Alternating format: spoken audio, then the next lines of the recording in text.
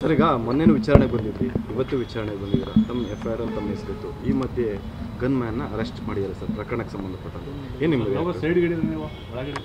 ಪೊಲೀಸ್ನವರು ನಮಗೆ ಮತ್ತೆ ನೋಟಿಸ್ ಕೊಟ್ಟಿದ್ದರು, ಹಾಗಾಗಿ ಎನ್ಕ್ವೈರಿ ಇದೆ ಅಂತ ನಾನು ಇವತ್ತು ಬಂದಿದ್ದೆ.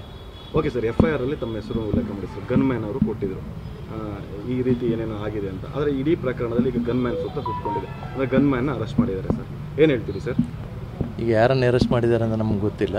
ನಮ್ಮದೇನು ಎನ್ಕ್ವೈರಿ ಇದೆ, ಅದನ್ನು ಎನ್ಕ್ವೈರಿ ಮಾಡಿ ಸ್ಟೇಟ್ಮೆಂಟಲ್ಲಿ ಕೊಟ್ಟು ನಾವೀಗ ಬಂದಿದ್ದೇವೆ. ಅಲ್ಲ, ಗೊತ್ತಾಯ್ತು ಸರ್, ಬಂದ್ರಿ ಸ್ಟೇಟ್ಮೆಂಟ್ ಕೊಟ್ಟು ಪ್ರಕರಣ ಕಂಪ್ಲೀಟ್ ಡೈವರ್ಟ್ ಮಾಡಬೇಕು ಅಂತ ಹೇಳಿ ನಿಮ್ಮ ಮೇಲೆ FIR ಮಾಡಿದ್ದ ಅಂತ ಹೇಳಿ ಸರ್.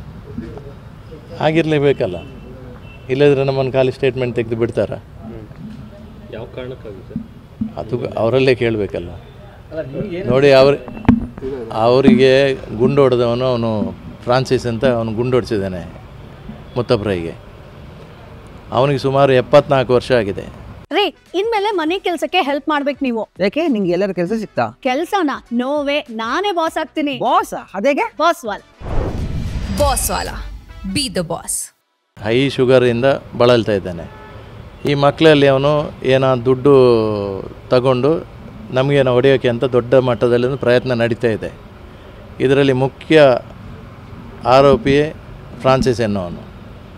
ಮತ್ತು ಒಂದು ಕೂಡ ಟೀಮ್ ಕೂಡ ಇದೆ. ಈ ಮಕ್ಕಳಲ್ಲಿ ಬೇಕಾದಷ್ಟು ದುಡ್ಡು ತಿಂತಾ ಇದ್ದೇನೆ. ಈ ಮಕ್ಕಳಿಗೆ ಅದು ಅರ್ಥ ಆಗ್ತಾ ಇಲ್ವಾ ಏನು ಅಂತ ನನಗೂ ಕೂಡ ಗೊತ್ತಿಲ್ಲ. ಯಾಕಂದರೆ ಫ್ರಾನ್ಸಿಸ್ ಬರಲಿ, ನಾವು ಕೂಡ ಏನೋ ಕೈಕಾಲು ಕಟ್ಟಿ ಏನು ನಿಂತಿಲ್ಲ. ಅವನು ಬರಲಿ, ಎಷ್ಟು ದೊಡ್ಡ ಜನ ಆದರೂ ನಾವು ಅವನಿಗೆ ಎದುರಿಸ್ತೇವೆ, ಖಂಡಿತ ಬರಲಿ ಅವನು ಅಂತ ನಾವು ಕೂಡ ಕಾಯ್ತಾ ಇದ್ದೇವೆ.